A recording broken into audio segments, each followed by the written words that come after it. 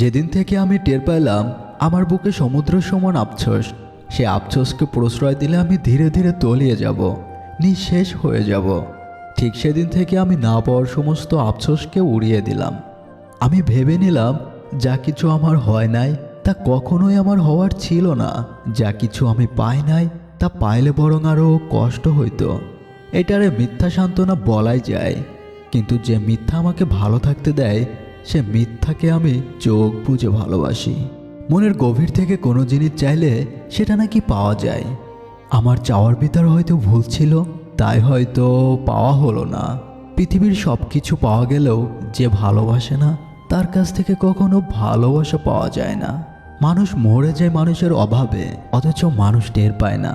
আমার দুঃখ ফুরানোর আগে আমি নিজেই ফুরিয়ে যাব, তুমি কখনোই টের পাবে না।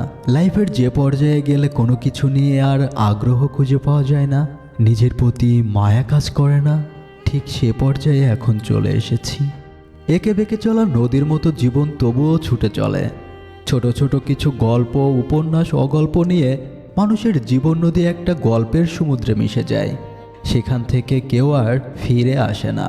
সেখানে ভাসতে ভাসতে কেউ কখনো হিসাব কষে না, কতটুকু পেলাম আর কতটুকু হারালাম। তবে এটা নিয়ে আমি একদম আফসোস করি না, শুধুমাত্র নিজেকে একটুখানি পরিবর্তন করতে চাই, যে পরিবর্তনটুকু হলে কখনো সেই মানুষগুলোর কথা আর মনে পড়বে না।